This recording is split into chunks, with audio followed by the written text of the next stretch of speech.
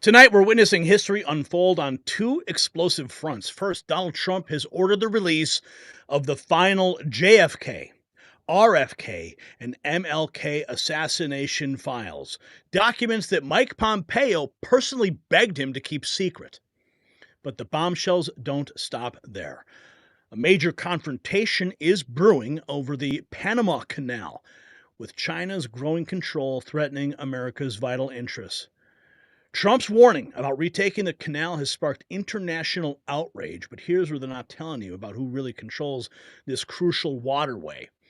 And just as the truth about JFK was hidden for decades, the truth about your retirement security is being concealed by the financial elite. While global powers vie for control of critical assets like the Panama Canal, your savings are at risk. Call Global Gold Investments now at 888-700-4148. That's the number on the screen to receive your free 2025 Protect Your Wealth and Retirement Guide. Mention Next News for a complimentary portfolio analysis and up to $1,000 in free silver for January retirement rollovers. Don't let global uncertainty threaten your financial future. All right, folks, this is the moment that we have been waiting for a very long time.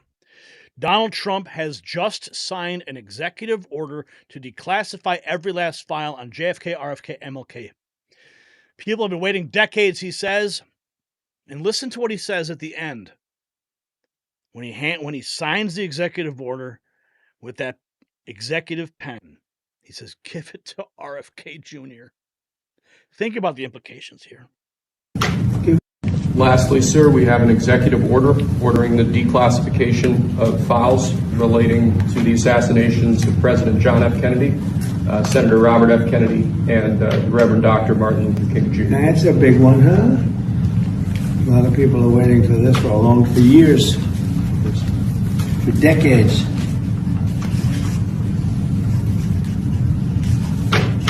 And everything will be revealed. Okay? Give that to RFK Jr. Yes, sir. Give that to RFK Jr.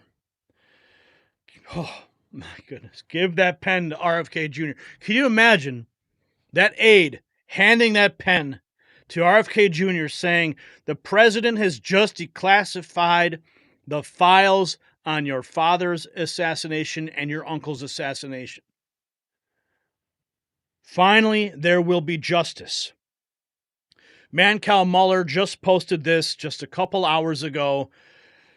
Trump, clear and present. On the left is what the government released before. On the right is what Trump released. Finally, the truth about JFK, RFK, and MLK.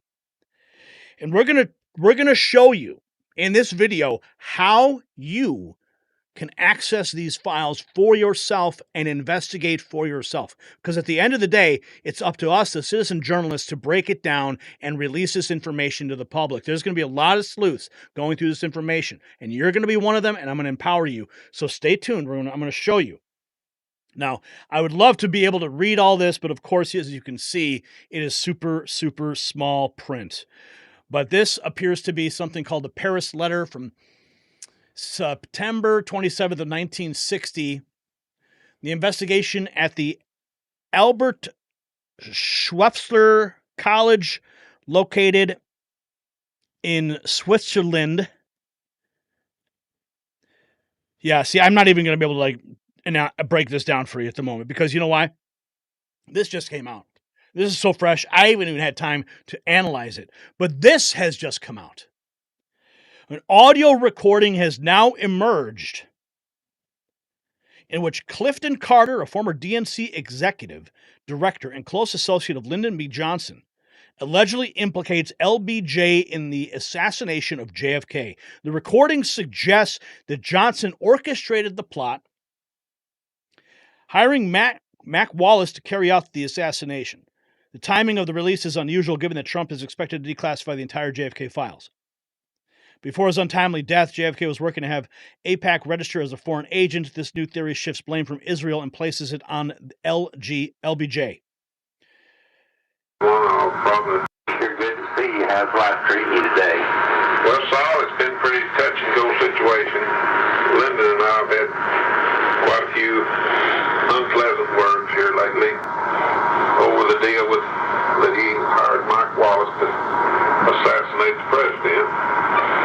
It's been hectic in every way, but we've lived through it this far. I guess we'll continue to do so. Lyndon should have never issued that order to Mike, but we've had our differences, and I'm a true blue to Lyndon, as I've always been, and tried to carry out every order that he'd ever given me. But this is one I'll probably never be able to forget. And the times that we've had in Texas, and the embarrassment that Lyndon had gotten from Kennedy, I guess there wasn't anything else to do but what he did. Well, you know, Lyndon could have really hit me if he would. Well, Lyndon's the kind of person that doesn't want to help anyone. He's all for Lyndon, and that's the way he's pretty much always been. Well, they had me backed up on that Henry Marshall killing, and they just kind of blackmailed me to keep my mouth shut. And if I hadn't had a bunch of tapes that I played after he got killed, because, 17 got killed in this situation very mysteriously. And I've done a lot of time, and I've lost a lot of money, and it's hurt my family a whole lot. And it's really got me disgusted with Lyndon in one way. In one way, I feel real sorry. Sure good to see you. How's life? I'm sort of in shock. This is the first time I've heard this. My wife just brought this to my attention during a break, and it wasn't part of the original segments that we had pulled for you guys today, but this is everywhere. And of course, the timing is suspicious because Donald Trump has just signed the executive order. Now, I want to play a little bit for you again because there's some language in here that we just need to kind of just soak in for a moment, because it implicates LBJ all the way. And Roger Stone he's got a book out that points the finger at LBJ as well. But let's listen just for the first maybe 30 seconds again. Today. Well, Saul, it's been a pretty touch and go situation. Lyndon and I have had quite a few unpleasant words here lately over the deal with that he hired Mike Wallace to assassinate the president. It's been hectic in every way, but we've lived through it this far. I guess we'll continue to do so. Lyndon should have never issued that order to Mike, but we've had our differences, and I'm a true blue to Lyndon, as I've always been. Mac. You see this picture right here? Picture on your screen. I was at a conference, and I think it was actually one of Alex Jones' producers was pointing out some books that I needed to read, and one of them was about Lady Bird Johnson. And there's another picture that's very rarely ever seen. I don't have it here, but you can look it up. It's the same exact scene, but I believe there's a man. See the man in the bow tie? I think it's the man in the bow tie, it could be the man right behind Lyndon Johnson there. This is when obviously Lyndon is being sworn in on Air Force One on the way back to Washington. JFK's casket is in the hold. But I believe it's that man in the back with the bow tie, and he's looking at Lyndon Johnson, and he's giving him a wink. Like, well done. Like, you're the man now. It's really sinister, and the picture itself speaks 1,000 words. I don't have it for you. You can look it up, but it's whenever I see this photograph, I always think about the one that was taken at the same time. But Mac, what is it? Mac Wallace. We have to go deeper into that. Mac Wallace. So with the specifics related to the JFK files, This is what we're learning from the White House website. Trump has now issued deadlines for the plans of the release of the JFK, RFK, MLK files, maximum at 45 days. This is from Diligent Denizen. President Trump gave a 15-day deadline for plans to be put forth for the total release of all files regarding JFK's assassination. He gave the government 45 days to come up with a plan for the total release of MLK, RFK assassination files. The American people are finally going to get the answers. Declassification of the records has now officially been posted to the White House. No other president in American history is going to bring the transparency that this man is going to bring. They've all said, oh, I'm the most transparent administration. Remember Barack Obama said that? That was like the hallmark of his administration. That guy was as deep state as you can come. Trump ordered the release of the final classified files. This move could shatter decades of lies, corruption, and deep state cover-ups. Trump is doing what no other president had the guts to do, bring transparency to some of the darkest chapters in American history. The truth about the JFK assassination, RFK's murder, MLK Jr. files could finally be revealed. Of course, the establishment's terrified, and they should be. Trump is standing up for the American people, exposing the secrets they've tried to bury for decades. This is what a fearless leader looks like. Trump delivering again. The floodgates are about to be revealed. And think about, there's like, where's Al Sharpton on this, right? Where's Jesse Jackson on this? You see this picture on the screen right here? That's MLK in the bottom corner.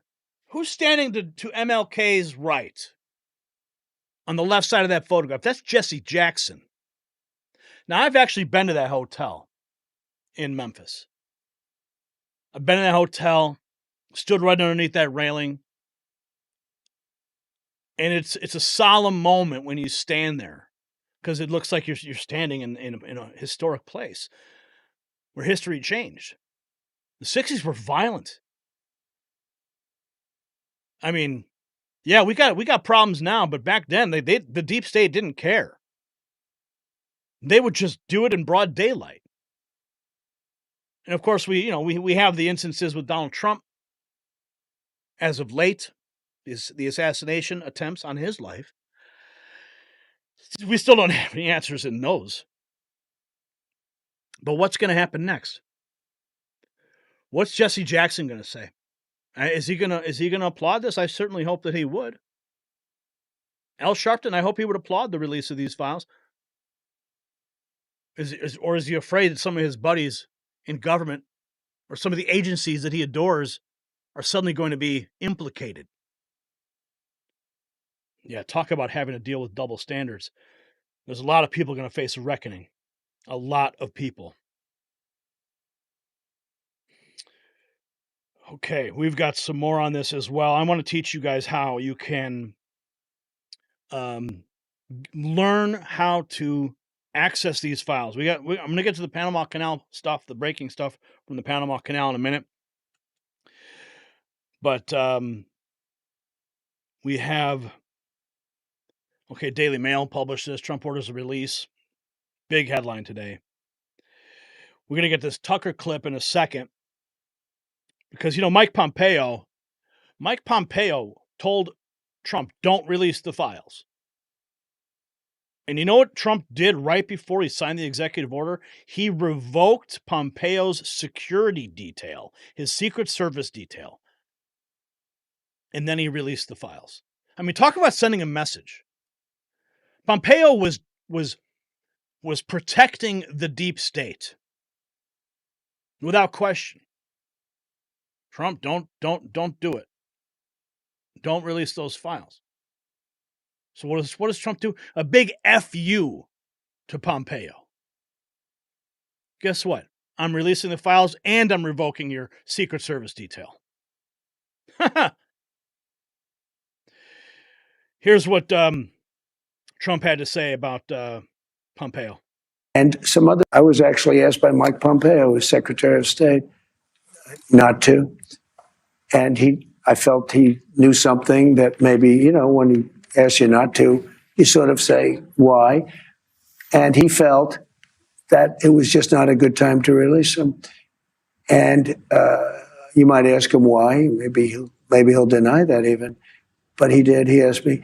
And some others also, though. They didn't want the Kennedy stuff released. I was actually asked by Mike Pompeo, who's Secretary of State, not. Okay, so I want to get to that clip. I need to play this for you. I promised you guys, and then I'm going to get to the Tucker clip. Okay, so this is Jess Fields.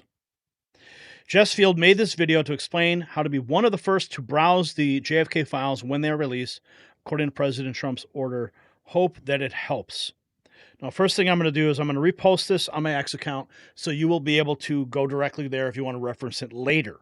You need to follow us on X, but I'm going to play this for you. It's only a couple minutes long.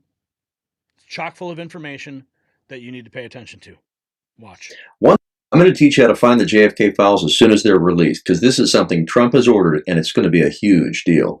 You're going to go to archives.gov, and you're going to find a page that is specifically for the JFK assassination files. As you can imagine, they get a lot of requests about this at the National Archives. You're going to look for the master page that has all of the different JFK assassination records on it. You can also find that at archives.gov/research/JFK. Once you're on that page, you're going to notice that they have different sections, but the primary one to look at is the released files, which goes by year. The latest is 2023. And of course, you can look at all the different reports like the Warren Commission and other different ways of finding material or sorting by name and things like that. Now, as soon as you actually go into one of the year pages, you're going to notice a huge list of files. It's like a spreadsheet, and it has record numbers and agencies that it came from and who it's from and where it's going, and, is it deemed relevant even to the JFK assassination investigation or not?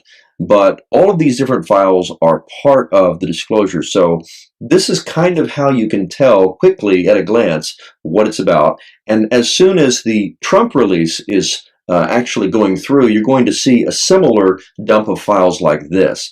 So you want to be able to go through and kind of understand exactly what it is that you're looking at, which agency it's from, and just as importantly, you need to understand how to actually find the file. So you can see that there's a little PDF link on each of these rows, and that's actually the original scanned copy of the file. So in this case, you can see this was a CIA document. It was from Esterline to the chief of the finance division, and it was redacted, is why they held it back. So you can see here they have a specific thing that says subject was recruited by Urbana Station at the rate of $300 per month. So President Trump's ordered releases are going to be just like this. It's going to be a whole bunch of files, and unlikely that they're going to give you any easier guide to look through this. When these first come out, journalists are going to be scrambling to try and figure out what does it all mean. So if you're one of the first people on the files, you can actually figure it out. So if you want to join the best citizen journalists first in line to see one of the biggest government document releases of our lifetimes, familiarize yourself right now with archive.gov's website, and you will be glad you did. This is Jess Fields. Thanks for joining me, and have a great day. Thank you, Jess Fields, for that. You know what I think would be a good idea? What needs to be done is all the files need to be downloaded and uploaded into like ChatGPT. Optical character recognition, full searchable database. Oh, I'm sure someone's going to do it. Maybe I'll do it. It's going to take a hell of a lot of time. I'm just one man. But hey, that's what I think would be a great idea. So anyone listening right now, I'm planting a seed. Build the large language model based on all the JFK files. Release it to the public. Elon Musk, are you listening? Let's get it done. Let's get it done. Oh, but we're not done yet here. We got more. We have more and more and more and more and more. Let's go to the Tucker Carlson going off on Mike Pompeo. says he intimidated Trump not to release the JFK files. This is when he was on with Joe Rogan. Position on it. Did you hear Trump's take on the JFK assassination, why he didn't release the files? Yeah, I know what Trump's take is. He yes. said that if you knew what I know, you wouldn't tell people either, which is crazy. Well, what and does that mean? That's his position on the UAP thing as well. Yeah. Actually. And that's a lot of people's position on it. I mean, you know, Trump is saying, of course, the CIA had knowledge of it. That is known.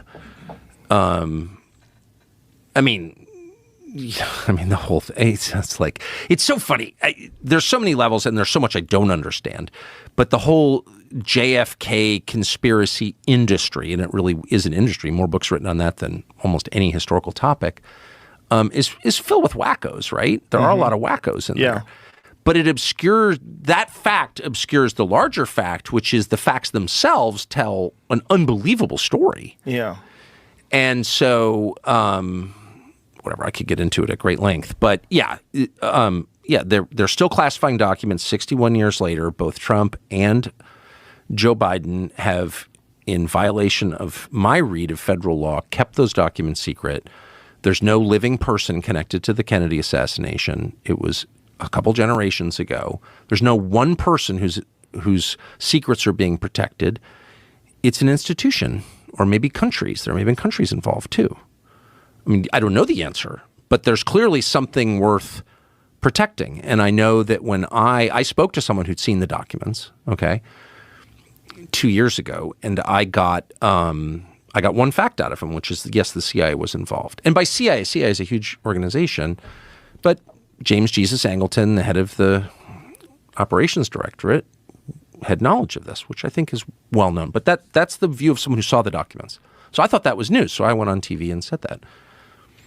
The next day, I'll never forget it, I went quail hunting. And I was driving back, and I got a phone call from Mike Pompeo's lawyer. Mike Pompeo was the Secretary of State, but before then, he was the director of the CIA.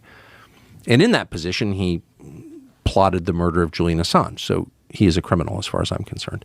But his lawyer called me and said, you should know that anyone who tells you the contents of classified documents has committed a crime. He's threatening me. It was in my car. With my dog sitting next to me, I'll never forget this. And I said, are you really saying that to reveal that the U.S. government had a role in the murder of a democratically elected president, to say that out loud, that's the crime? What about the actual crime, which is murdering a president? Like, you're covering up for that, Mike Pompeo. What did he say to that? He had no response at all. And so Mike Pompeo is the one who pressed Trump to keep those documents secret. And so it's like, what's crazy to me is not just that Pompeo did that. I think Pompeo is a really sinister person and a criminal. I think that because the facts suggest that. He was caught. Yahoo News, Mike Isikoff wrote a long piece on this several years ago. His employees went to Mike Isikoff and said, hey, Mike Pompeo is plotting to murder Julian Assange, who's never even been charged with a crime in the United States, as CIA director. That's illegal. You're not allowed. Federal employees are not allowed to just kill people they don't like, okay? Just to set the baseline here. So that's who Mike Pompeo is. But he somehow intimidated Trump into not releasing this. Well, okay, that's all bad, right? I think it's criminal behavior. What's crazy is how Mike Pompeo is treated. He's treated as like a Republican poobah in good standing. He fully expects to become the Secretary of Defense in a Trump administration, which is like completely insane. Why would you take a criminal and give him nuclear weapons? Okay, that's my view. I think it's a common sense view. And like, he goes to fundraisers and dinners and everyone's like, hey, Mike Pompeo. It's like, no, you're the guy who kept information the public has a right to know secret. You're the guy who plotted the murder of someone who committed no crime. You are the outlaw. You are the bad guy. But no, he's treated as like, like a pillar of Republican Washington. I think it's mind-bending to watch that. Did you hear Trump's take? So what's really wild, because that was obviously recorded before all this, is that Donald Trump has now revoked Pompeo's Secret Service detail, and he's declassified the files. He's a big F you to Pompeo, and it's about time. And speaking of the CIA, we now learn that CIA had now appointed, yes, Ratcliffe is officially the CIA director, and he's been an advocate for the release of these files. And now we will all be able to see them. John Ratcliffe is confirmed as CIA director. Buckle up, for the agency has some dark, dirty secrets that Ratcliffe could expose, to include the JFK files, and they have now been released. But we do have to shift gears, because we need to discuss the wild activities that are going on within the Panama Canal. The Panama Canal, they are expressing alarm over Trump's threats to retake the Panama Canal. We have this too. We have the Britain is not going to be recognizing President Trump's order to rename the Gulf of Mexico to the Gulf of America. Well, guess what? We rejected your king too, so you could call it whatever you want. We're going to call it the Gulf of America. All right. Here we have, during the World Economic Forum, the president of the Republic of Panama reaffirmed the Panama Canal belongs to Panama. Y segundo, porque el Canal de Panamá es de Panamá y seguirá siendo de Panamá. I'm sorry, I thought we had the translated version of that. We do not have that. But we do have this. This is from this is 6 hours ago. Panama has now launched an audit of the CCP-controlled Hutchinson ports, which operates 2 ports on the Panama Canal. In October 2023, NFSC intelligence revealed that 2 weeks before the Hamas attack on Israel, large volumes of military supplies and personnel were transferred to Egyptian ports operated by Hutchinson and subsequently delivered to terrorist groups in Syria and Lebanon.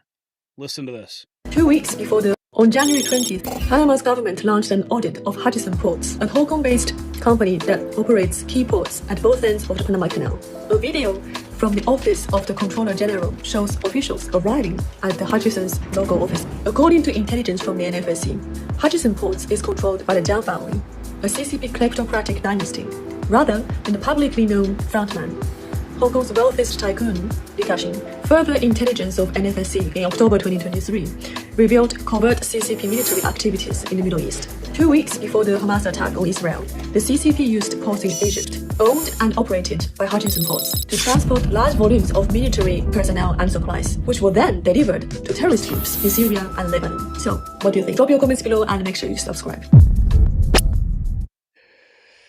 So we're going to find out more. You know, Donald Trump has stated that the Panama Canal is in violation of the treaty because they're allowing China to control both ends of the port, of the canal. Here is, let's see, we have more on, so much on this. Okay, so this is what they're doing in Panama right now. They are actually burning the American flag. We have this. This was translated. Listen to this.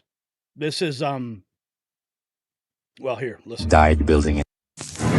This is a video from an activist group in Panama now. This is the language and rhetoric that's being spit in that country at the moment. Donald Trump's new Secretary of State is coming to Panama. He is Marco Rubio. And it's said that the terms under which the canal was returned have been violated, especially considering we paid for the canal's construction. 5,000 Americans died building it. Donald Trump, Marco Rubio, Elon Musk. We say it in English and Spanish. Panama Canal not for sale. El Canal de Panamá no está. So here's the video of them burning the American flag in Panama. Yeah, we're not going to be seeing scenes like this anymore when the Panama Canal is returned to American jurisdiction. But we do have this guy here. He's talking. Let's see if we got... But also threatening. those bold statements, those aggressive statements for now verbal but also threatening of intervention by force must have a parallel people's message, and that is we do not accept under any criteria Trump's declaration. Neither Trump nor the gringos nor their army nor their government have anything in paranoia. So that's the propaganda that's being spewed in Panama right now. Panama isn't playing around. This is Brian Allen. Panama's not playing around. They just took Trump's reckless rhetoric straight to the United Nations. They're calling it reckless rhetoric.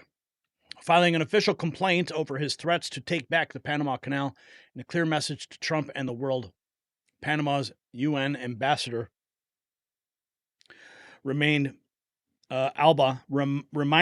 everyone that threatening force against another country violates the UN Charter, something the U.S. should be well aware of. Really, bro? Threatening violence? Threatening force? I don't believe that he did that. He simply said that if you are in violation of the treaty, then we have the right to send our military down there to secure our interests. So you guys want to go to the UN and complain about it? Okay, here you're going to send a piece of paper to the UN? Well, we're going to send the Panama Treaty to the UN. All right? Papers, please. We've got the papers. All right? You do whatever you want. We have the authority. Okay. M. Gadsden. You have a bunch of moronic non-Americans saying Trump is being imperialist for holding Panama to account for allowing China to economically annex the Panama Canal. The lack of education on this app is staggering. Did you know this about the Panama Canal? Let's listen. Did the U.S. proposed canal originally belong to the United States? The Panama Canal was initially constructed by the French in the 1880s. However, due to various reasons, France failed in its efforts to complete the canal. After France's failure, the United States became interested and proposed constructing the Panama Canal. At that time, however, Panama was part of the Republic of Colombia, which rejected the U.S. proposal. When negotiations with Colombia fell through, the United States shifted its support to Panama's independence movement. In 1903, with U.S. backing, Panama declared independence from Colombia. Following this, the U.S. signed a treaty with Panama that allowed it to control a 10-mile wide zone to construct the canal. This area was considered U.S. territory. The Panama Canal was completed and became operational in 1914. In 1999, the U.S. returned the canal to Panama under the terms of a treaty. Today, Panama has no standing military, but according to the treaty, if the neutrality of the Panama Canal is threatened or compromised, the United States retains the right to intervene militarily in Panama. The canal originally belonged to the United States?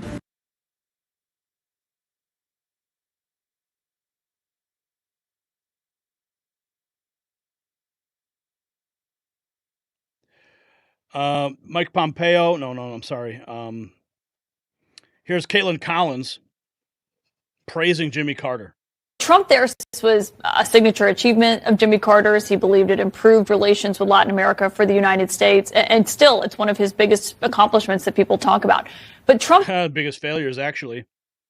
Here's Laura Loomer. She's at the Office of International Migration in Panama. This was in February of last year, which overlooks the Panama Canal. Listen to this. National migration. Hey everybody, Laura Loomer here. I'm currently in Panama in the City of Knowledge, what used to be the U.S. military base, and right now I'm in front of the OIM, which is the Office of International Migration. And so what's really interesting about this is the office, of course, that's facilitating the journey and helping a lot of these illegal aliens that are coming into Panama via the Darien Gap and then, of course, making their way to the United States. They're facilitating the active invasion of America on what used to be a United States military base. And it's quite incredible because just behind this building is the Panama Canal. And we're getting lots of footage of it. And of course, I'm going to show you all this footage. But right behind me, behind this building, right in the center. They said this is probably the best building with the best view, prime real estate for where we are. And it overlooks a view of the Panama Canal and the Thatcher Ferry Bridge, which is, of course, the land bridge that these illegal aliens cross over from Darien. And then that's how, of course, they go on their journey to the United States. And so, it's pretty wild. You see how giving the canal, the Panama Canal, to Panama, which of course was facilitated by President Jimmy Carter and then was made official in the year 2000, has really hindered our national security, because now you have a lot of NGOs. This entire plaza, which was a U.S. military base, is now, all these offices right here are filled with NGOs. So, Catholic Charities, HIAS, all types of various NGOs run by leftist progressives with a New World Order agenda who are facilitating the invasion. And so I think that if we are going to protect our country from an invasion, one of the things that we can do, one of the first steps, perhaps President Trump will do this when he wins re-election, is take back the Panama Canal, because it seems like a common sense policy to take back the Panama Canal, secure the bridge, and stop the flow of the invasion. Isn't this amazing? I mean, she foreshadowed this back in February of 2024.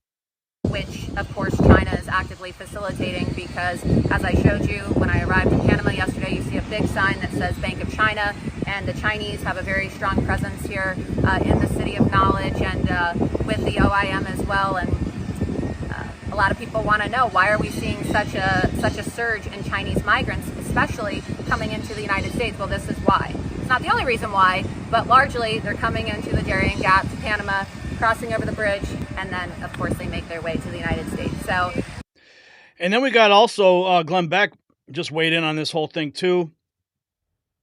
Just 23 hours ago, talking about how China controls much of the Panama Canal, including 2 of the 5 main ports, bridges over it, and telecom services for much of the canal zone. Now, I'm not a big fan of Glenn Beck, but sometimes a broken clock is right twice a day. He was tried. It's kind of ironic that foreign entanglements and sponsoring regime changes that were helped to use and to push the U.S. into the Canal Treaty with Panama, because in 1989, President George H.W. Bush sent 27,000 troops into Panama to remove Noriega from power. It only took 2 weeks for Noriega to surrender. He was tried and he was convicted and spent most of the rest of his life in prisons here in the U.S., France, and then Panama. Control of the canal was officially handed over to Panama on December 31st, 1999. Wow, same time the English just handed over Hong Kong. Remember that? That wasn't a mistake either. Ever since, the canal has been operated by the Panama Canal Authority, which is owned by the Panamanian government. Well, guess who saw opportunity in the change of ownership of the Panama Canal? Right, China. At more than $480 billion, China's overall trade with Latin America countries is now 35 times more than it was when Panama first took over the canal.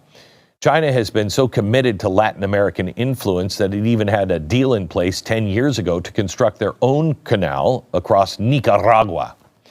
Fortunately, the deal that fell apart was that one, because environmental concerns and the fact that the project would displace thousands of families. That's the one time I cheer for the environmentalist.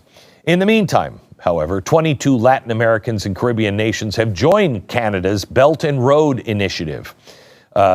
China, sorry. Guess who was the first to join that little Chinese party? Panama. Panama, shortly after, Panama cut diplomatic ties with Taiwan. Whoa, really? There are now 200,000 Chinese living in Panama. The U.S. is still number 1 customer of the canal, but China is now number 2. The canal is a choke point that China seeks to control. It's controlled by a Hong Kong company. Wait a minute. Didn't the British give Hong Kong away in 1999 as well? They manage, this company, C.K. Hutchinson, 2 of the 5 main ports that service the canal, 1 on each side. Chinese companies, as you know, do not operate independently from their communist government. You know, coffin sales tend to go up around those companies when they do try to do things that China doesn't want to happen. China is currently building a fourth bridge over the canal. Now, Chinese tech company Huawei provides telecommunication service for much of the canal zone. Isn't that great? Now, that was the company that was banned from selling equipment in the U.S. since 2022. Why? Because of the backdoor spying software built into its devices. And surveillance cameras for the canal also provided by Hikvision. Hikvision, I love that. Is that a company out of West Virginia? No, it's a company largely owned by the Chinese government-controlled defense firm. Hikvision's surveillance cameras are used to monitor and arrest the Uyghurs in China. They help round all those people up. Just think what they can do here. All of this Chinese infrastructure that has been built up around the canal over the past 25 years could pose a serious U.S. national security threat. In 2021, a single ship ran aground and got lodged sideways, blocking the Suez Canal for about a week. Remember that? It cost the global economy $10 billion.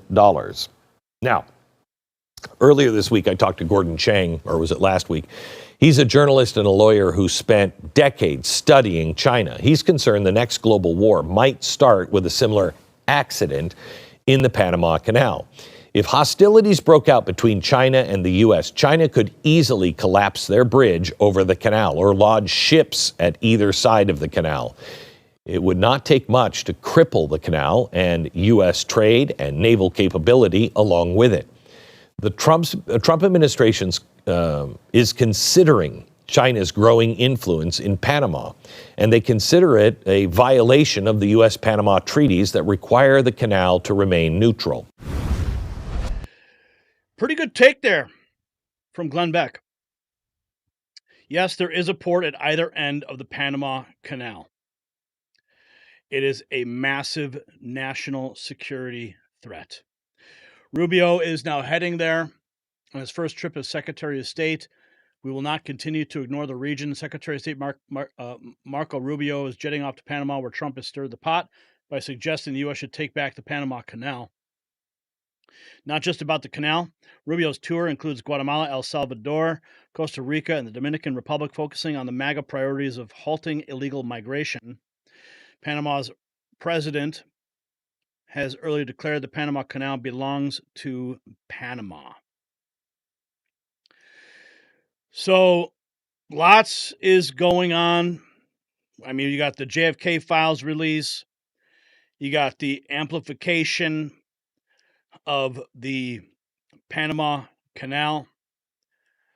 I mean, so much is happening, folks, and it's only day 4 in the presidency of the United States. Exciting times that we're living in, 100%. So, let's say a prayer for this country and get it done. Now, the parallels are undeniable.